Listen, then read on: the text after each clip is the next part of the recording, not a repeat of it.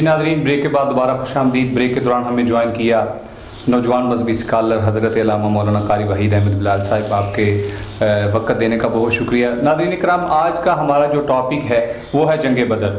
جنگ بدر ایک ایسا معرکہ ہے جو رہتی دنیا تک یاد رکھا جائے گا، جس میں 313 صحابہ اکرام نے ہمارے اسلام کو ایسی فوقیت اللہ تعالیٰ کی مدد سے جو بخشی، جس کو آج تک کفر یاد رکھے ہوئے ہے۔ اس سارے واقعے کے بارے میں مختصراً جو ہے وہ، کیونکہ اگر بیان کرتے جائیں تو یہ بہت لمبا واقعہ ہے، لیکن ہمارے سامنے کے لیے مختصراً جنگ بدر کے حوالے سے بیان فرمائیں۔ بسم اللہ الرحمن الرحیم۔ سب سے پہلے آج میں ایک بار پھر حافظ واصف صاحب آپ کا اور 110 نیوز کی پوری ٹیم کا مشکور ہوں کہ جن کی وساطت سے ناظرین سے اور احباب سے مخاطب ہونے کا موقع مل رہا ہے۔ اور آج پھر ایک بڑا ہی اہم دن ہے جس کے حوالے سے ہم نے گفتگو کرنی ہے اور پیغامات پہنچانے ہیں۔ بجا فرمایا آپ نے کہ اگر اس کو بیان کرتے چلے جائیں تو میرے آقا کریم علیہ الصلوۃ والسلام کی سیرت کا یہ وہ پہلو ہے کہ جس کے لیے ایک زندگی نہیں کئی زندگیاں درکار ہیں۔ تو میں چند ایک پیغامات اس دن کے حوالہ سے ناظرین کے گوش گزار کرنا چاہوں گا۔ میدان بدر ایک جگہ کا نام ہے جس جگہ پہ یہ معرکہ ہوا، کفر اور اسلام کا یہ پہلا معرکہ ہے۔ تو جس طرح میں نے کہا کہ چند ایک پیغامات ہیں ان کے حوالے سے ہی بات کروں گا۔ تو سب سے پہلی بات، میرے آقا کریم علیہ الصلوۃ والسلام کے غلاموں کے پاس سامان حرب نہیں تھا جی، اور دوسری جو ضروریات زندگی کی چیزیں ہوتی ہیں انتہائی ضروری جی، وہ بھی تھیں مگر بہت کم جی۔ مگر میرے آقا کریم علیہ الصلوۃ والسلام کا جو ہی پیغام ملا تو غلامان مصطفیٰ کشاں کشاں میرے کریم آقا علیہ الصلوۃ والسلام کی بارگاہ میں حاضر ہو جاتے ہیں۔ کیا بات ہے، یہ جذبات ہی ہیں جن کو عوام تک پہنچانا وقت کی بھی ضرورت ہے۔ بے شک بے شک، بہت خوب۔ تو حافظ صاحب وہ منظر کیسا تھا؟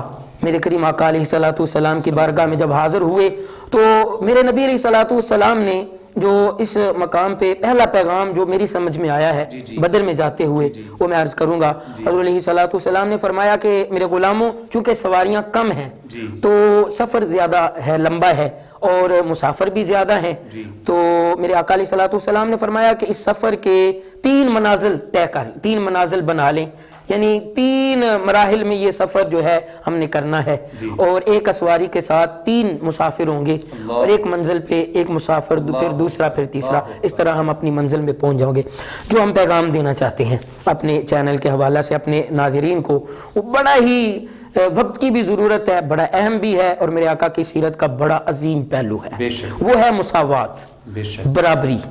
میرے آقا علیہ الصلوۃ والسلام نے اس جگہ پہ بھی مساوات کا پیغام، اور وہ پیغام دیا، کیا برابری کی مثال قائم کی۔ اللہ اکبر۔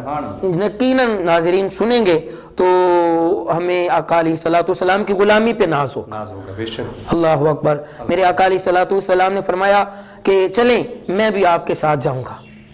اب غلامان مصطفیٰ علیہ الصلوۃ والسلام اگر آقا علیہ الصلوۃ والسلام کے اقتداء میں چل رہے ہیں تو ان کے لیے آقا علیہ الصلوۃ والسلام کی سواری کی گرد راہ جو ہے وہ بھی آنکھوں کا سرما ہے، بے شک بے شک۔ مگر میرے آقا علیہ الصلوۃ والسلام نے فرمایا نہیں میرے غلاموں، اگر تم ایک اسواری کے ساتھ 3 جاؤ گے تو میں بھی اپنے ساتھ 2 مسافروں کو لے کے جاؤں۔ سبحان اللہ۔ اور میرے آقا علیہ الصلوۃ والسلام نے اپنے ساتھ حضرت علی کرم اللہ وجہ الکریم اور حضرت ابو لبابہ رضی اللہ تعالیٰ عنہ کو ساتھ لیا، اور آقا نے سفر شروع کر دیا۔ مختصراً یہ عرض کروں گا، حضرت علیہ الصلوۃ والسلام نے جب سفر شروع کیا تو میرے آقا علیہ الصلوۃ والسلام کے لیے جو سفر منزل تعین کی گئی تھی وہ سفر ختم ہوا تو حضور نے فرمایا علی آؤ اب تمہاری باری۔ سبحان اللہ۔ یہ ہے مساوات کا پیغام۔ تو صحابہ نے عرض کی یا رسول اللہ نہیں، ہم تو آپ کی سواری کی گرد راہ کو بھی آنکھوں کا سرما بنائیں گے۔ حضور نے فرمایا نہیں نہیں، یہ بات نہیں ہے، نہ تو تم مجھ سے قوت میں زیادہ ہو، طاقت میں زیادہ ہو، اور نہ ہی کوئی ایسی بات ہے کہ تمہیں اجر چاہیے اور مجھے نہیں چاہیے۔ سبحان اللہ۔ یہ پہلا پیغام مساوات اور برابری کا۔ اور پھر میرے آقا علیہ الصلوۃ والسلام ایک مقام پہ پہنچتے ہیں، حالات دیکھ کے حضور علیہ الصلوۃ والسلام اللہ کی بارگاہ میں عرض کرتے ہیں یا رب العالمین، یہ جو ہیں بھوکے ہیں، میرے مولا انہیں کھانا عطا فرما، سبحان اللہ، یہ حوریاں ہیں انہیں لباس عطا فرما، سبحان اللہ، یا اللہ ان کے پاس سواریاں نہیں ہیں انہیں سواریاں عطا فرما دے، میرے مالک یہ مفلس ہیں اپنے فضل سے انہیں غنی فرما دے۔ اللہ اکبر، اللہ اکبر۔ ان دعا کے 4 جملوں سے واسف بھائی یہ جو ہے چیز روز روشد کی طرح عیاں ہو جاتی ہے کہ آنے والوں نے یہ نہیں دیکھا کہ ہمارے پاس کچھ نہیں ہے، آنے والوں نے یہ دیکھا ہے ہمیں بلا کون رہا ہے۔ سبحان اللہ، سبحان اللہ، سبحان اللہ اکبر۔ پھر آگے جا کے میرے کریم آقا علیہ السلام نے اگلا پیغام جو میں عرض کرنا چاہوں گا، ایک بڑا محبوبانہ انداز ہے میدان بدر میں، اللہ، سبحان سرور کائنات صلی اللہ علیہ وسلم کا حضور نے دیکھا لشکر میرا جو ہے وہ بڑا کم ہے اور سامنے لوگ جو ہیں وہ بہت زیادہ ہیں۔ اللہ کے نبی علیہ السلام نے ایک چھوٹا سا چھپر بنانے کا حکم دیا جسے تاریخ کی کتابوں میں عریش بدر کے نام سے لکھا گیا ہے۔ حضور علیہ السلام سجدے میں چلے گئے، محبوبانہ انداز جو ہے وہ میں عرض کرنا چاہوں گا، دعا کی اللہم ان تہلک ھذا العصابۃ لا تعبد فی الارض ابدا، یا اللہ یہ جیسے تھے میں لے کے آ گیا، ہائے ہائے ہائے ہائے، میرے مالک دیکھ اگر کسی کے پاس جوتا نہیں ہے تو اس نے بہانہ نہیں بنایا، اگر کسی کے پاس خود نہیں ہے تو اس نے بہانہ نہیں بنایا، کسی کے پاس زرہ نہیں ہے تو اس نے بہانہ نہیں بنایا، تلوار نہیں ہے بہانہ نہیں بنایا، میرے مالک یہ تیرا پیغام تیرے محبوب کی زبان سے سن کے کشاں کشاں تیری بارگاہ میں حاضر ہو گئے، سبحان اللہ، کیا کہنے۔ اور یا اللہ میں عرض کرتا ہوں اگر یہ آج نہ رہے تو قیامت تک تیرا نام لینے والا کوئی نہیں ہوگا۔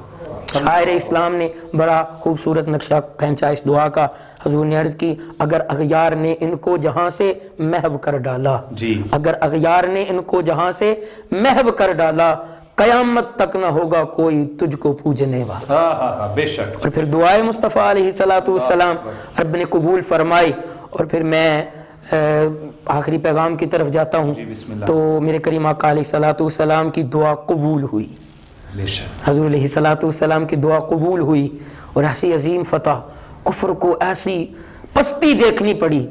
میں چند جملوں میں وہ بھی کوٹ کرنا چاہوں گا کہ ایک بہت بڑا اپنے آپ کو کفر کا سورما سمجھنے والا وہ چھوٹے چھوٹے ننھے مجاہدین کے ہاتھوں قتل ہو رہا ہے۔ اللہ اکبر، اللہ اکبر۔ اور جب وہ تاریخ کے اوراق میں یہ الفاظ سنہری انداز میں لکھے ہوئے ہیں، سنہری بڑے حسین انداز میں، کہ حضرت عبد الرحمن بن عوف کی بارگاہ میں 2 ننھے صحابی آتے ہیں، اور وہ پھر میں شاعر اسلام کے الفاظ سے اسے کلوز کرنا چاہوں گا کہ نہایت رازداری سے نشان بو جہل پوچھا، شباہت اور حلیہ اور موجودہ پتہ پوچھا، چچا بتا ابو جہل کدھر ہے؟ کہا تجھے ان سے کیا کام ہے؟ عرض کرنے لگے میں قربان جاؤں واصف صاحب، یہ ننھے مجاہدین کا جذبہ دیکھیں، کاش آج ہمارے نوجوانوں میں یہ جذبہ ہم میں اجاگر ہو جائے تو ہم بھی حضور علیہ السلام کی غلامی میں کامیاب ہو سکیں۔ تو وہ عرض کرتے ہیں قسم کھائی ہے مر جائیں گے یا ماریں گے ناری کو، سنا ہے گالیاں دیتا ہے وہ محبوب باری کو۔ ماشاءاللہ قاری صاحب، بہت خوبصورت آپ نے جو ہے وہ جنگ بدر کے حوالے سے ہمارے ناظرین کرام کو بتایا۔ آخری کویسچن جو ہے وہ میں آپ سے یہ کروں گا کہ جنگ بدر ہمیں کیا پیغام دیتی ہے، آج کے مسلمان کے لیے کیا پیغام ہے اس میں؟ ذرا مہربانی فرما کے یہ سامعین کو۔ جی ماشاءاللہ، بڑا ہی وقت کی ضرورت کے مطابق آپ نے سوال کیا، اور اس پیغام کی ضرورت بھی ہے ناظرین کے لیے۔ میں آپ کے چینل کی وساطت سے ضرور عرض کروں گا، میدان بدر میں سے جو ہمیں پیغام ملتا ہے وہ سب سے پہلے تو میرے کریم آقا علیہ السلام کی خالص محبت اپنے دلوں میں پیدا کرنے کا پیغام ملتا ہے، کیونکہ جس طرح میں نے ڈیٹیل سے عرض کیا ہے وہ ایک محبت رسول کا ہی جذبہ تھا جس کی بنا پہ کچھ نہیں دیکھا گیا، سب کچھ قربان کر کے حضور کی بارگاہ میں حاضر ہوئے۔ اور اس کے بعد پیغام یہ ہے کہ سامان حرب، جنگی سامان پہ ہم نے جو ہے بھروسہ نہیں کرنا، ہم نے بھروسہ کرنا ہے اپنے آقا علیہ السلام کی جو ہمیں ایک حضور علیہ السلام کی سے عشق جو ہے، بڑی اچھا لفظ آپ نے بول کے رہنمائی کی، جو حضور سے عشق ہے، عشق کی بنیاد پہ اس کو اجاگر، یعنی یوں کہہ لیں کہ دور حاضر کے مطابق اس کا صرف ایک دعویٰ نہیں، اس کی عملی دلیل یہ پیغام ہے میدان بدر میں سے جو ہمیں ملتا ہے۔ اور آج جس طرح ہم مسلمان لوگ دست و گریباں ہیں آپس میں، جو جذبہ قبلہ معافی کے ساتھ جو جذبہ مسلمان میں ہے وہ کافر میں کبھی بھی نہیں ہو سکتا. بے شک یہی حقانیت ہے اسلام کی, یہی حقانیت ہے اسلام کی کہ کافر تو مرنے کو مرنا ہی سمجھتا ہے, مگر حضور کا کلمہ پڑھنے والا مرنے کو زندگی سمجھتا ہے. اللہ اکبر. وہ کسی نے کیا خوب کہا ہے, زندہ ہو جاتے ہیں جو مرتے ہیں ان کے نام پہ, اللہ اللہ موت کو کس نے مسیحا کر دیا. سبحان اللہ. تو میدان بدر کا پیغام یہ ہے, جنگ بدر کا پیغام یہ ہے کہ اپنے ذاتی رشتوں کو, اپنی ذاتی اخراجات کو, اپنی ذاتی زندگی کو, اپنے جو ہماری ضروریات زندگی ہیں ان سب کو قربان کر کے ہم حضور کی بارگاہ میں حاضر ہو جائیں تو کامیابی خود بخود ہمارے قدموں کو چومے. مومن بھی نہیں ہو سکتے حدیث کی روشنی میں, جو سب کچھ اپنے آقا پہ قربان نہ کر دے تب تک ہم مومن بھی نہیں ہو سکتے. بے شک. اب بجا فرمایا یہ قرآن پاک کا فیصلہ ہے. جی بالکل. فلا وربک لا یؤمنون حتی یحکموک وقل ان کنتم تحبون اللہ فاتبعونی یحببکم اللہ. اور اسی کا عملی مظاہرہ جو ہے وہ میدان بدر میں ہوا.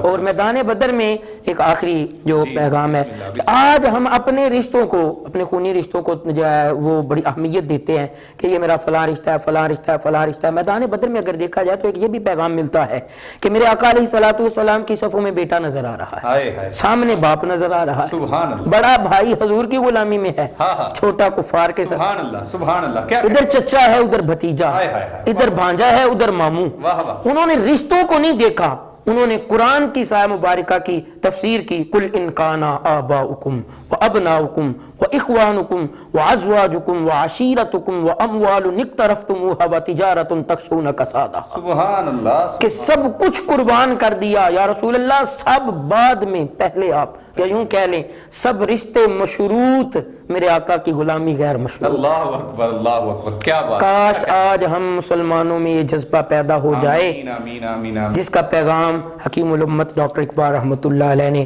اپنے خوبصورت الفاظ میں دیا, جو آخر میں اپنے ناظرین کو آپ کے چینل کے حوالہ سے دینا چاہوں گا. انہوں نے انہی چیزوں کو سامنے رکھ کے کہا ہے کہ فضائے بدر پیدا کر, فرشتے تیری نصرت کو اتر سکتے ہیں گردوں سے, قطار اندر قطار ربی. اللہ تعالیٰ ہمیں سچے عشق رسول کے ساتھ زندگی عطا فرمائے. ماشاء اللہ قاری صاحب, بہت خوبصورت آپ نے جو ہے وہ بیان فرمایا جنگ بدر کے حوالے سے, اور ہمارے مسلم بھائیوں کو آپ نے بڑا اچھا پیغام دیا. یقیناً ہمیں صراط مستقیم کے ساتھ چلنے کے ساتھ ساتھ جو میرے آقا کا بتایا ہوا راستہ ہے, کیونکہ وہی صراط مستقیم ہے, اللہ پاک اس پہ چل کے دین کی استقامت پہ جو ہے اس کو سربلند کرنے کے لیے اللہ تبارک و تعالی ہمیں توفیق عطا فرمائے. ناظرین, اس کے ساتھ ہی ہمارے آج کے پروگرام کا وقت ختم ہوا. انشاءاللہ آپ سے ملاقات ہوگی کل. دیکھتے رہیے 110 نیوز.